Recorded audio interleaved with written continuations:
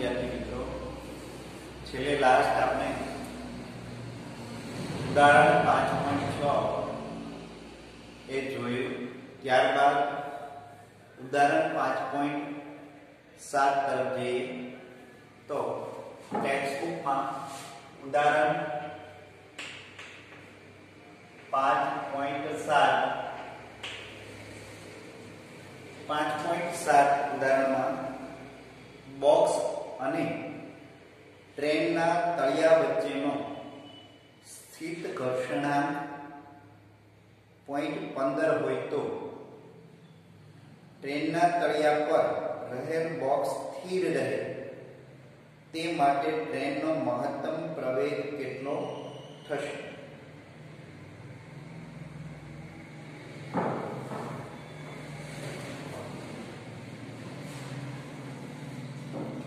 હવે અહીંયા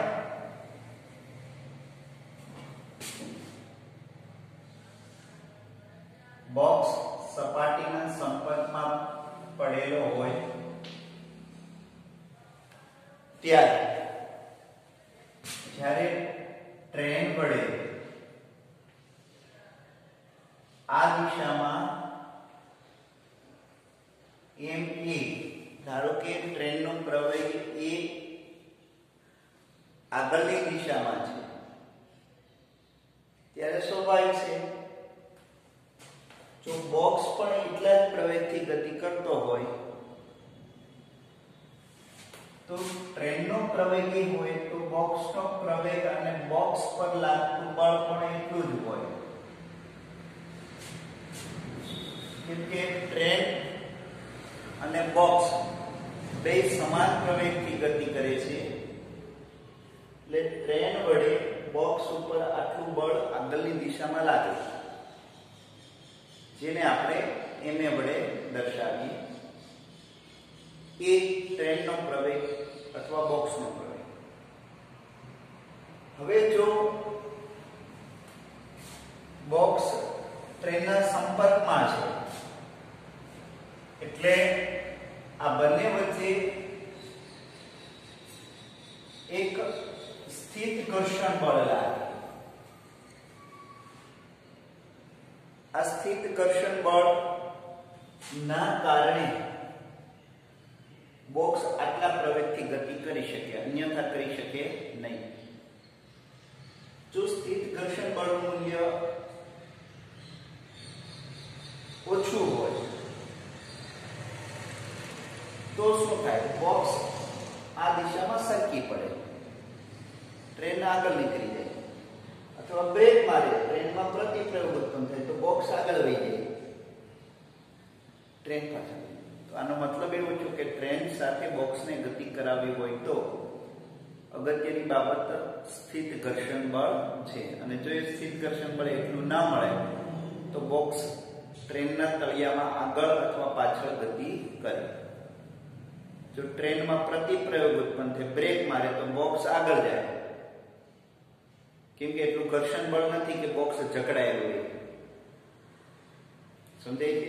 અને ટ્રેન આગળ પ્રવેગથી ગતિ કરે તો બોક્સ પાછળ જાય, પણ પાછળ ગતિ જો ન કરતું હોય તો એનો મતલબ એવો છે કે એટલું એનામાં સંપર્ક બળ લાગે છે, ઘર્ષણ બળ લાગે છે, જેથી બોક્સ પાછળની દિશામાં ગતિ કરતું નથી. એટલે અહીંયા વિચારીએ તો ધારો કે ટ્રેનમાં પ્રવેગ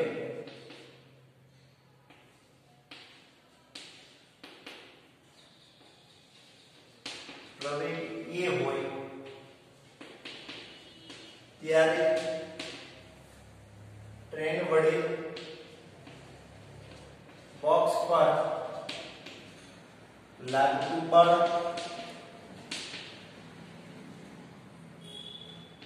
એ સ્થિત ઘર્ષણ બળ જેટલું, આમ તો ખરેખર મહત્તમ સ્થિત ઘર્ષણ નું કહેવાય, જેટલું હોય ત્યારે બોક્સ તળિયાની સાપેક્ષે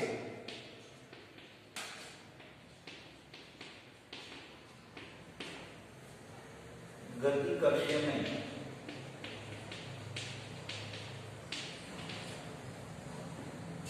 બોક્સ તળિયાની સાપેક્ષે ગતિ કરશે નહીં. એનો મતલબ એવો છે કે એક આ પણ શક્ય છે fs મેક્સિમમ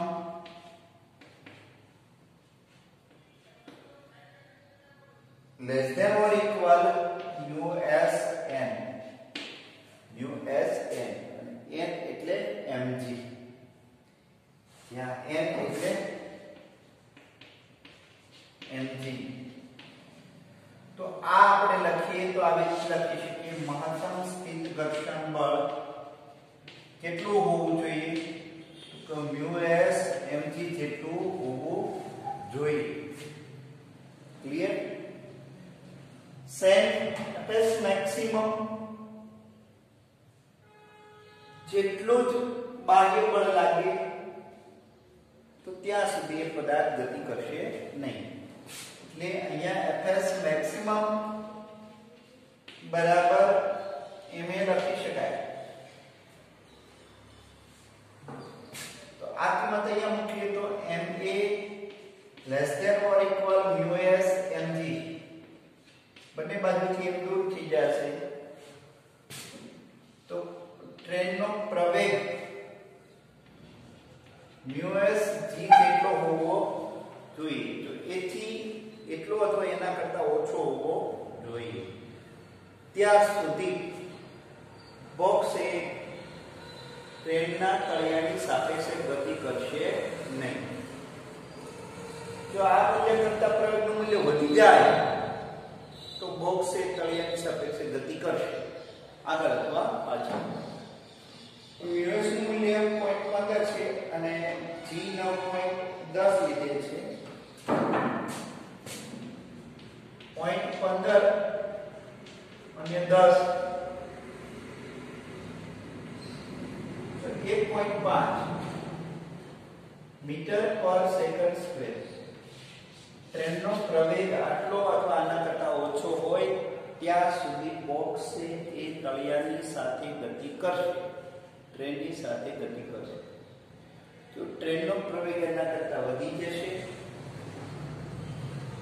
તો બોક્સ તળિયાની સાપેક્ષે ગતિ કરશે આગળ અથવા પાછળ. તો આ હતું ઉદાહરણ 5.7. ત્યારબાદ ઉદાહરણ 5.8 તરફ જઈએ વિદ્યાર્થી મિત્રો. ઉદાહરણ 5.8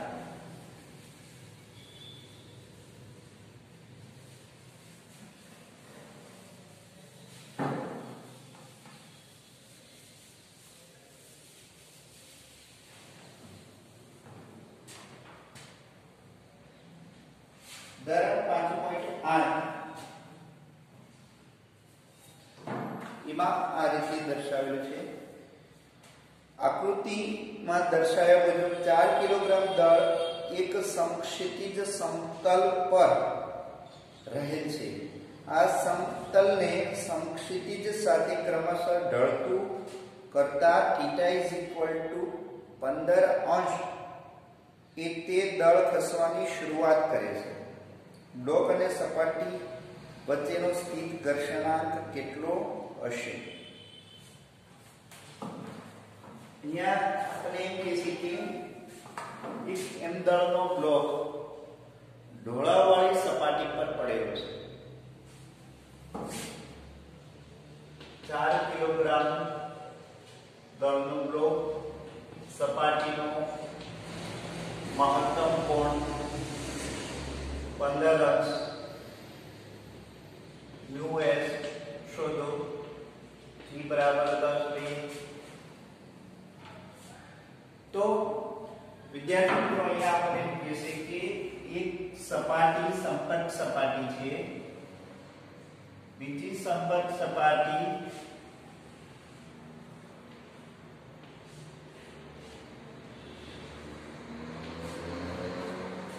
હવે આ થીટાનું મૂલ્ય ધીમે ધીમે ધીમે ધીમે વધારતા જઈએ.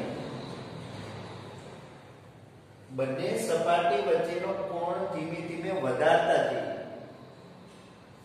એ કોણ મહત્તમ 15° જેટલો થાય. ત્યાં સુધી બ્લોક સપાટી પર રહેશે, બ્લોક નીચે ગતિ કરશે નહીં. જેવું 15 અંશથી કોણ વધશે ત્યારે બ્લોક સપાટી પર નીચે તરફ સરકી શકશે. તો અહીંયા જે કંઈ 15 અંશ મળે છે એને ક્રિટિકલ એંગલ કહીએ. આપણે શું કહીએ? ક્રિટિકલ એંગલ અથવા ક્રાંતિ કોણ કહીએ. આ ક્રાંતિ કોણથી નાના કોણ માટે બ્લોક સપાટી પર સ્થિર જ રહેશે, ઢોળાવવાળી સપાટી પર. પણ જો ક્રાંતિ કોણથી કોણ વધી જશે તો બ્લોક નીચે સરકી જશે અથવા સરકવાની અણી પડશે.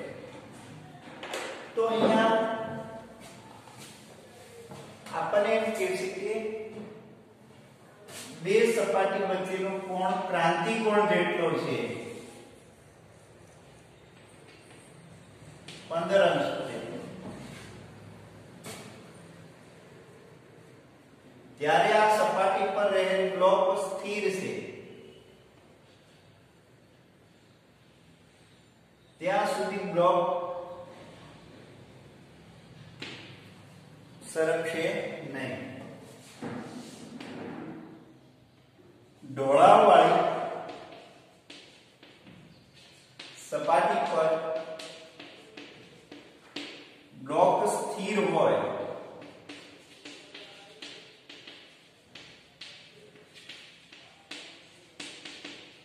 ઢોળાવવાળી સપાટી પર બ્લોક સ્થિર પડેલો હોય ત્યારે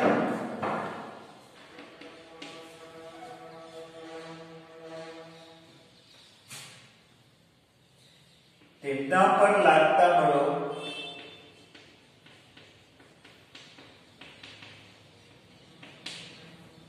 આકૃતિમાં દર્શાવેલ છે.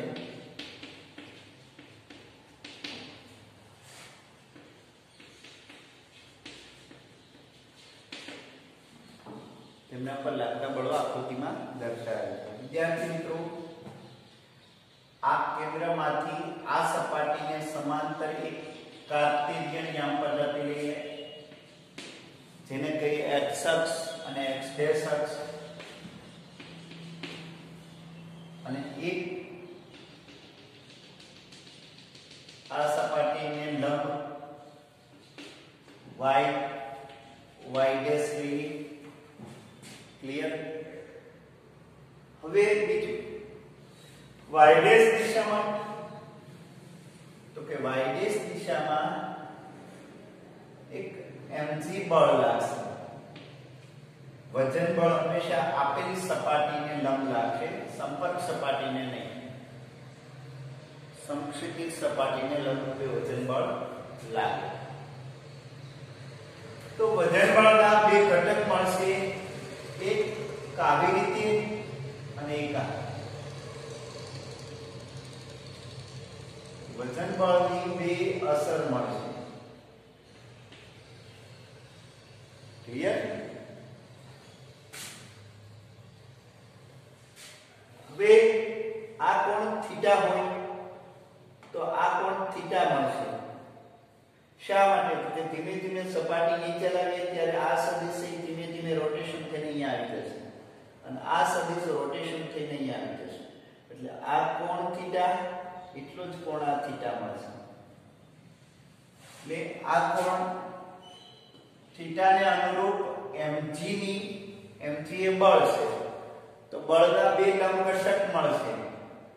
એક આ લંબ ઘટક બળનો mg cos થીટા, અને બળનો સપાટીને સમાંતર એક ઘટક મળશે mg sin થીટા. એટલે આ બળ છે બ્લોકની સપાટી સાથે જકડી રાખશે, ત્યારે આ બ્લોક છે એ બ્લોકને અપેક્ષિત ગતિ કરાવશે નીચે તરફ. જેમ જેમ થીટા વધશે તેમ તેમ આ બળ વધશે mg sin થીટા. થીટા વધશે તેમ તેમ આ બળ ઘટશે, mg cos થીટા ઘટશે. તો એનો મતલબ એવો થયો કે બ્લોક સરકવાની અણી પર તૈયાર થશે. હવે આ બળો લાગે છે છતાં પણ પદાર્થ ગતિ કરતો નથી. તો આ બળોને સમતોલે એવા બે બળો સપાટી વડે પદાર્થ ઉપર લાગતા હોવા જોઈએ. તો એક આપેલ સપાટી વડે પદાર્થ ઉપર ઉર્ધ્વ દિશામાં જે કંઈ બળ લાગે એને લંબ બળ કહીએ. સંપર્ક સપાટીને લંબરૂપે પદાર્થ ઉપર લાગતું બળ એને લંબ બળ કહીએ. ક્લિયર? એટલે પદાર્થ ઉપર નીચે ગતિ કરતો નથી. તો mg sin θ ને સમતોલતું આ દિશામાં બળ પણ લાગતું હોવું જોઈએ. જે સપાટી વડે પદાર્થ ઉપર આપેલ બળની વિરુદ્ધ દિશામાં બળ લાગે એને સ્થિત ઘર્ષણ બળ કહીએ. શું કહીએ? સ્થિત ઘર્ષણ બળ.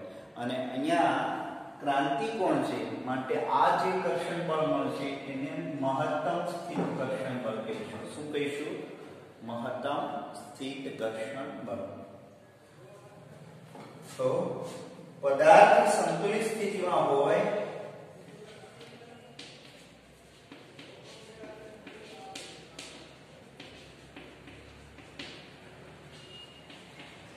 ત્યારે બળોના સંતુલન પ્રમાણે આપણે વિચારીએ તો x દિશામાં લાગતા બળોનું પરિણામી બળ 0 હોવું જોઈએ. તો x દિશામાં બે બળ લાગે છે. એક આ લઈએ અને એક આ લઈએ. Fs maximum minus mg sin θ. Fs maximum અને minus mg sin θ. એનું મૂલ્ય કેવું હોય? 0 હોય. એટલે એનો મતલબ એમ કે Fs maximum is equal to mg sin θ. અને સમીકરણ 1 છે. ત્યારબાદ આ બે બળો સમાન મૂલ્ય અને વિરુદ્ધ દિશાના હોય એટલે એમ પણ લખી શકીએ summation Fy n is equal to mg cos θ. અને સમીકરણ 2 કે સમીકરણ 1 અને 2 નો ગુણોત્તર લઈએ.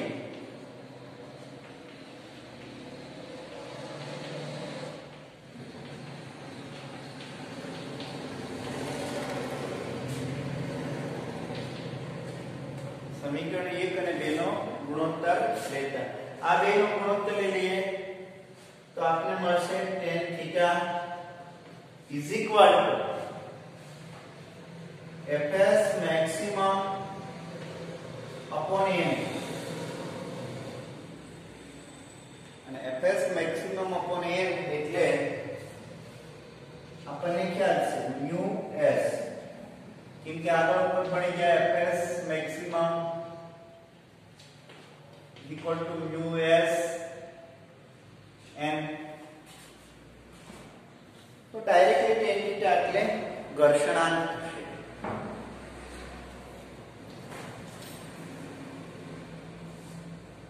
તો અહીંયા હવે tan 15 બરાબર mu s બરાબર આપણને મળશે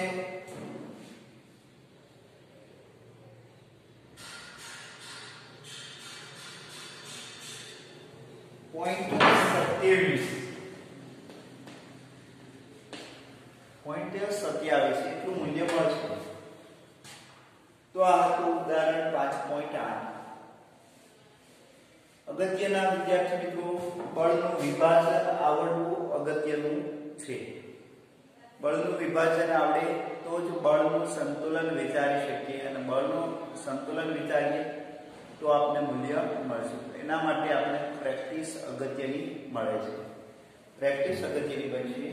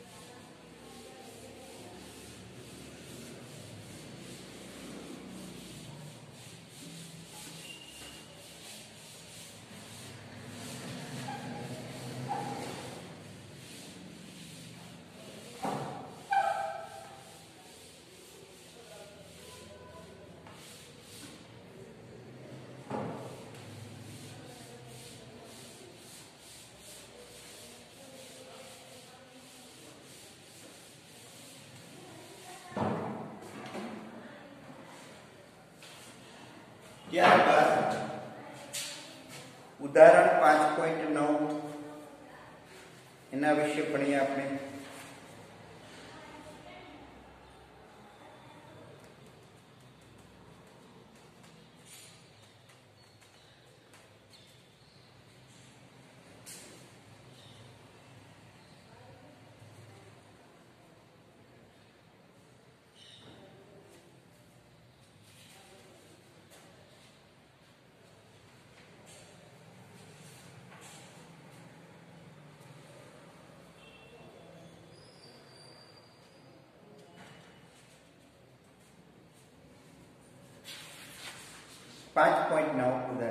આકૃતિમાં દર્શાવેલ ટ્રોલી અને સપાટી વચ્ચેનો ગતિક ઘર્ષણાંક 0.04 હોય તો બ્લોક અને ટ્રોલીના તંત્રનો પ્રવેગ કેટલો હશે?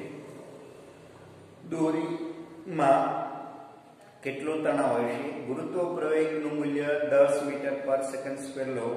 દોરીનું દળ અવગણો.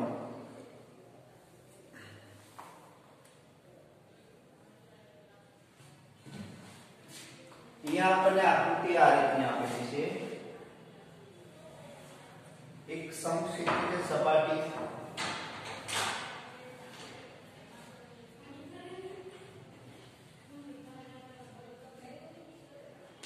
આવી એક ગરગડી છે અને આવી એક ટ્રોલી છે. એમના ઉપર 20 કિલોગ્રામ દળનો બ્લોક મૂકેલો છે.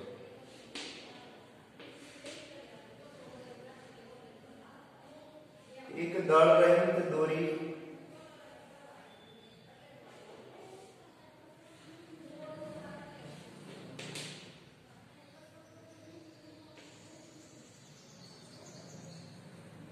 અધો દિશામાં 30 ન્યૂટન બળ લાગે છે. 3 કિલોગ્રામ દળ ધરાવતો પદાર્થ છે.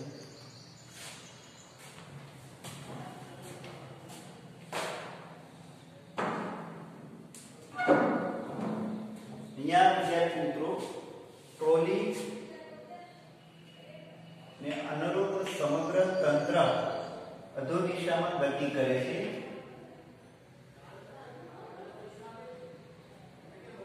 ધારો કે a જેટલા પ્રવેગથી અધો દિશામાં ગતિ કરે છે સમગ્ર તંત્ર. ત્યારે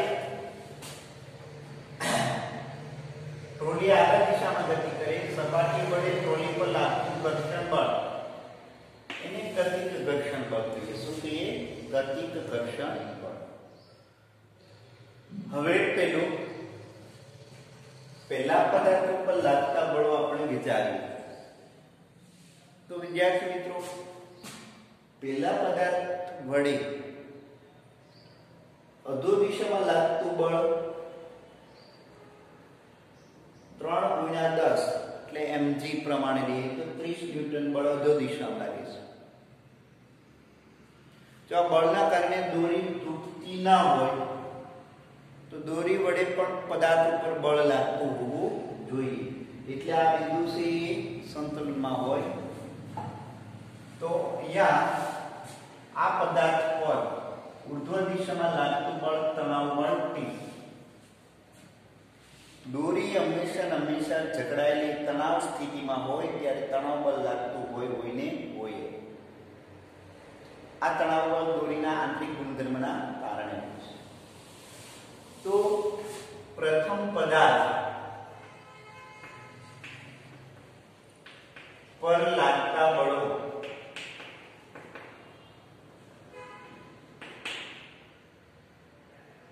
ધારો કે દાખલા તરીકે પ્રથમ પદાર્થ છે m1 બરાબર 3 kg.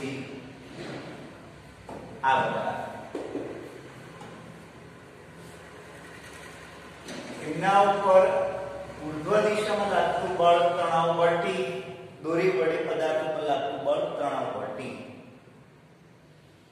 અને અધો દિશામાં લાગતું બળ વજન બળ m1g. વિદ્યાર્થી મિત્રો આપેલ પદાર્થ સ્થિર નથી. આપેલ પદાર્થ સ્થિર નથી, અધો દિશામાં ગતિ કરે છે એ જેટલા પ્રવેગથી. તો એનો મતલબ એમ થયો કે પરિણામી બળ અધો દિશામાં લાગે છે, જે કેટલું હશે તો કે ન્યૂટનની ગતિના બીજા નિયમ અનુસાર m1 એ જેટલું પરિણામી બળ લાગશે. તો અહીં લાગતું પરિણામી બળ m1 એ બરાબર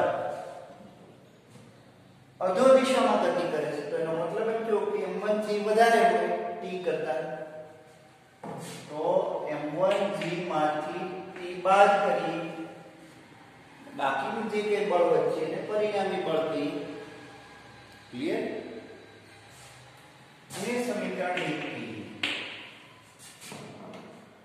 હવે બીજા પદાર્થ પર લાગતા બળો.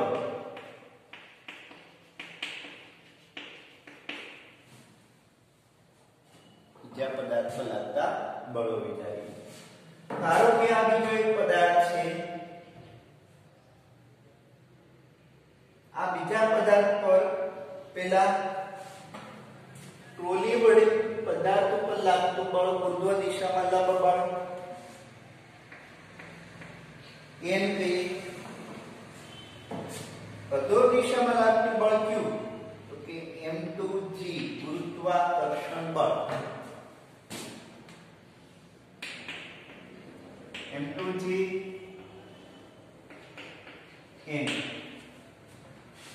પણ ટ્રોલી માત્ર સંક્ષિતિજ દિશામાં ગતિ કરે છે, ઉપર નીચે નહીં.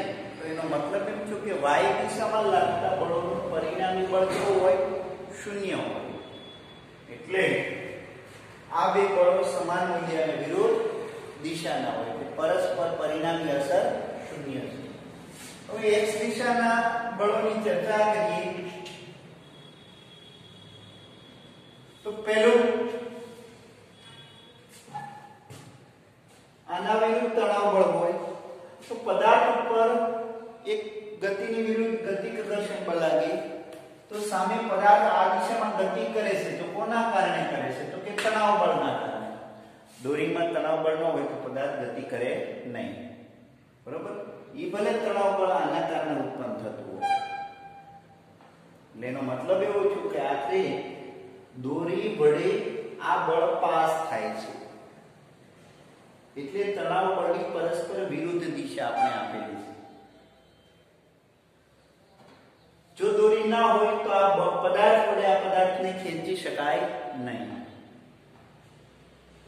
તો દોરીમાં આ દિશામાં તણાવ બળ ઉત્પન્ન થશે અને આ દિશામાં લાગતું બળ એ ગતિ ઘર્ષણ બળ.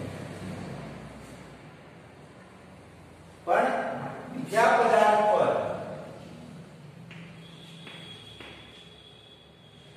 y દિશાના બળો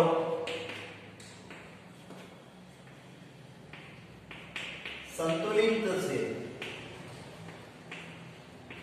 y દિશાના બળો કેવા છે? સંતુલિત છે. n બરાબર m2g. પદાર્થ સમક્ષિતિજ દિશામાં ગતિ કરે છે.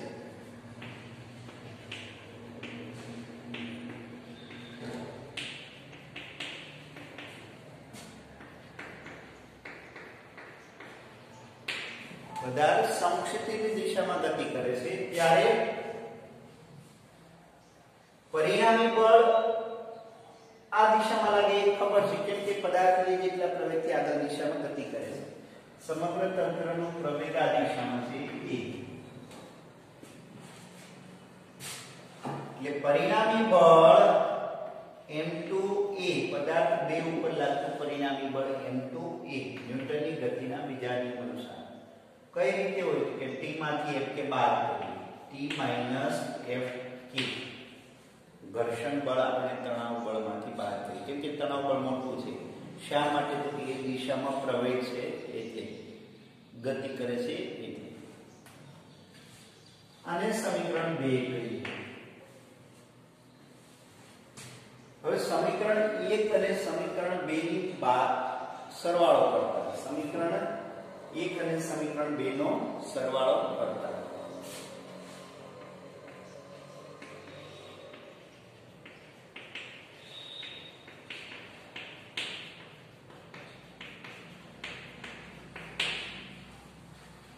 એક અને 2 નો સરવાળો કરતા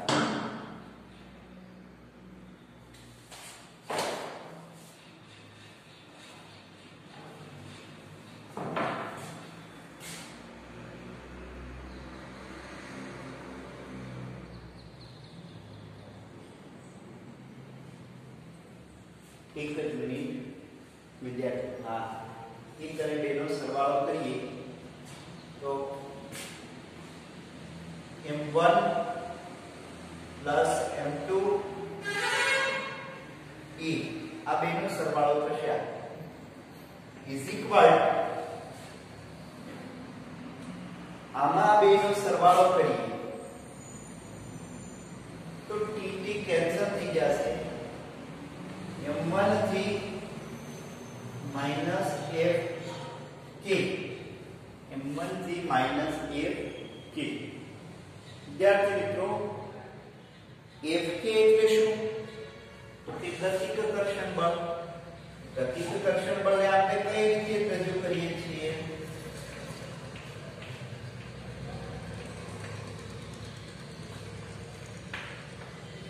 uk into n uk into n એટલે આની જગ્યાએ આ લખી શકાય કે ગતિકર્ષણ બળ આ પદાર્થ ઉપર લાગે છે ત્યારે ગતિકર્ષણ બળ અને લંબ વચ્ચેનો સંબંધ આપણે ભણી ગયા Fk μk n ની જગ્યાએ m2g લખી શકાય એટલે m2g ક્લિયર હવે કિંમત મૂકી દઈએ એટલે આપણે પ્રવેગ મળી જાય શું મળી જશે પ્રવેગ તંત્રનો પ્રવેગ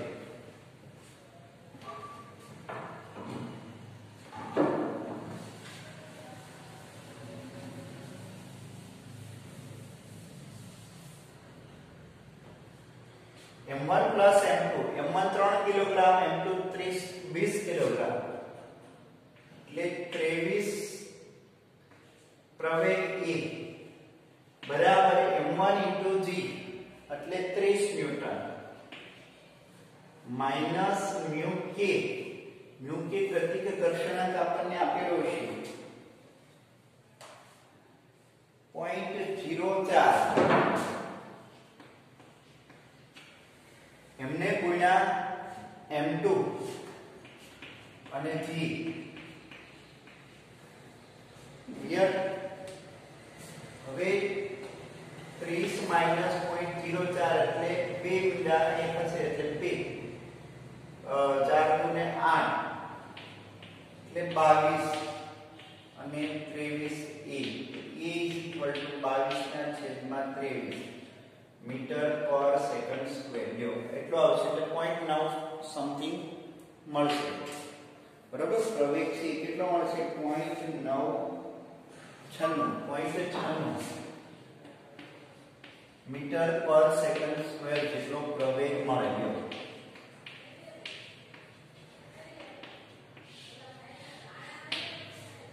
હવે જો આપણે ઘર્ષણ બળ શોધવું હોય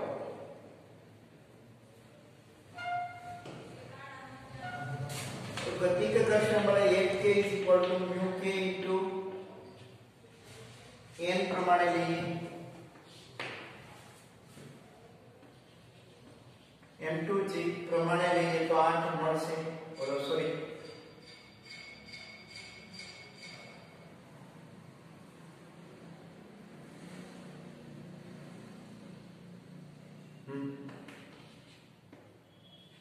ન્યૂટન